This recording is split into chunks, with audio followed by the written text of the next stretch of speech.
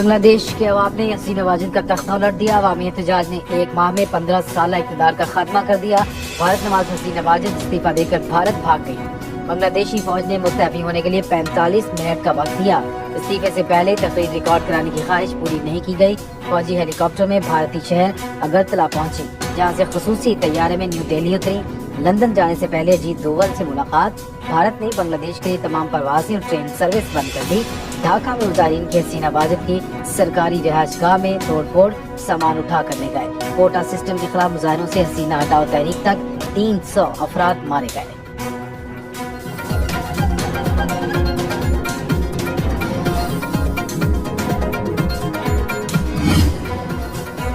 بنگلہ دیش میں تبدیلی آ گئی. صدر شہاب الدین کا رشوت ستانی کیس میں قید اپوزیشن رہنما خالدہ ضیاء کو فوری رہا کرنے کا حکم. تمام مظاہرین بھی رہائی پائیں گے.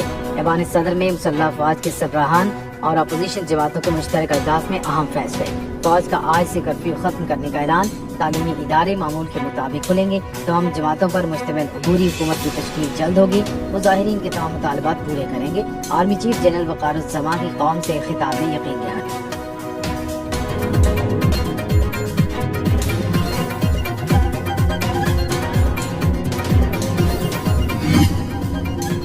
بنگلہ دیش میں عبوری قومی حکومت کا خاکہ ہم پیش کریں گے. طلباء تحریک کا فوجی حمایت یافتہ یا صدارتی حکومت قبول کرنے سے انکار.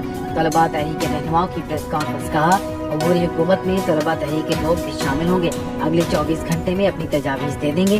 مطالبات نہ مانیں تو طلباء نئی حکومت کی حمایت نہیں کریں گے.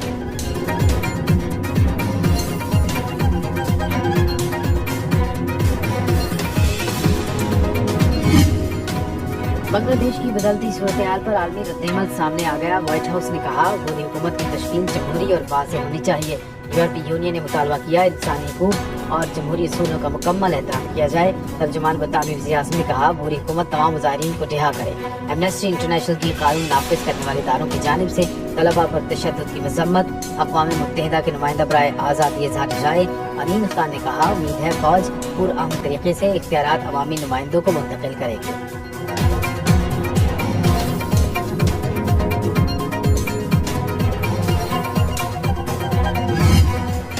حسینہ واجد کے جانے پر بنگلہ دیش میں جشن. ڈھاکہ کی سڑکوں پر سجدہ شکر اور نوافل کی ادائیگی.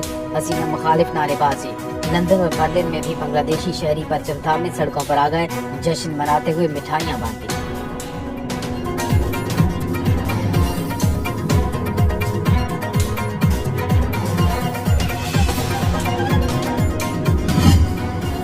شیخ مجیب الرحمان بنگلہ دیش میں نفرت کی علامت بن گئے. 53 سال بعد بنگالی نے شیخ مجیب کا بت توڑ دیا.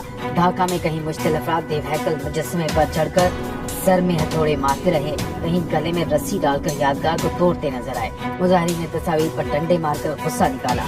ایک شخص حسینہ واجد کے سرکاری رہائش گاہ میں رکھے شیخ مجیب کے مجسمے کا سر اتار لایا.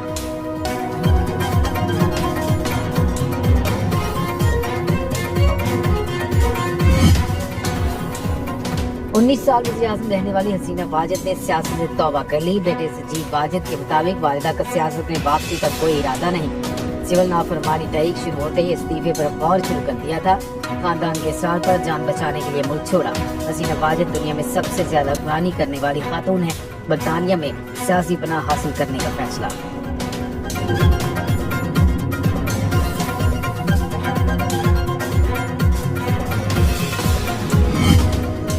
حسینہ واجد فرار ہوتے ہوئے چند اٹیچی ہی ساتھ لے جا پائیں. ملٹری ہیلی کاپٹر کے ذریعے بہن کے ساتھ بھارت بھاگنے کی ویڈیو وائرل. ڈھاکہ چھوڑتے ہوئے ان کے ساتھ سامان سے بھرے چند اٹیچی کیس بھی ہیلی کاپٹر میں لوڈ کیے گئے.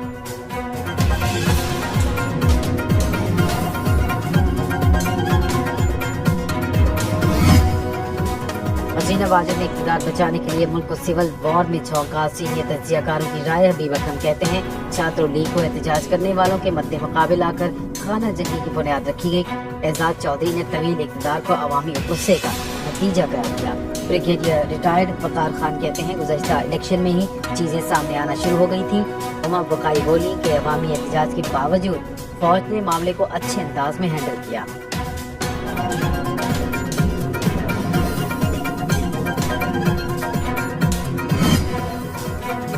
پاک فوج کے افسر اور جوان اس ملک کے شرافیہ نہیں، کیا تنقید کی وجہ سے کام چھوڑ گئے. DGISPR لیفٹیننٹ جنرل احمد شریف کہتے ہیں فوج کسی خاص سیاسی سوچ، مذہب یا مسلک نہیں، ملک کی ترقی کو ساتھ لے کر چل رہی ہے۔ پوری دنیا میں فوج معاشی پروجیکٹس میں حکومتوں کی مدد کرتی ہیں۔ فوج صحت، تعلیم، معاشی خود انحصاری اور سماجی شعبوں میں بڑھ چڑھ کر حصہ لیتی ہیں۔ ایرانی سرحد مکمل بند کر دیں تو مافیا کو فوج کے خلاف بات کرنے کا موقع ملے گا۔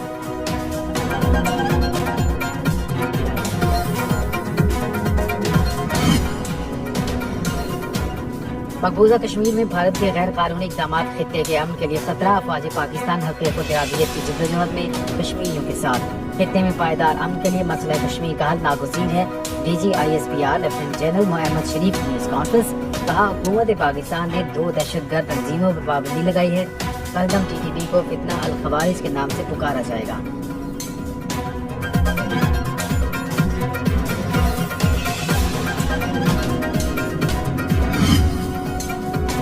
9 مئی میں پاک فوج کے موقع میں کوئی تبدیلی آئی ہے نہ آئے گی۔ DGISPR لیفٹیننٹ جنرل احمد شریف نے واضح کر دیا، کہا بیرون ملک بیٹھے ڈیجیٹل دہشت گرد فوج اور عوام میں دراڑ ڈالنا چاہتے ہیں۔ فیک نیوز اور جھوٹا پراپیگنڈا کرنے والے ملک میں ہوں یا بیرون ملک، ان کے خلاف کارروائی ہوگی۔ بلوچ یکجہتی کمیٹی دہشت گردوں اور جرائم پیشہ افراد کی پراکسی ہے۔ پرتشدد مظاہروں کا ریاست جواب دے تو یہ معصوم بن جاتے ہیں۔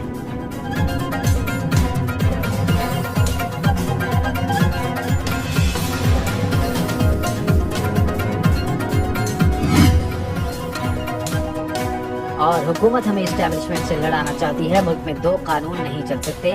بیرسٹر گوہر خان کا ثوابی جلسے سے خطاب، کہا تحریک انصاف پر 2 سال لاقانونیت کے گزرے ہیں۔ اپوزیشن لیڈر عمر ایوب نے کہا آج بھی ہمارے لوگوں کو اٹھایا جا رہا ہے۔ موجودہ حکومت نے معیشت کو تباہ کر دیا۔ اسد قیصر بولے ملک میں اس وقت کوئی قانون نہیں۔ محمود خان اچکزئی نے کہا پاکستان کے موجودہ حکمران مینڈیٹ چور ہیں۔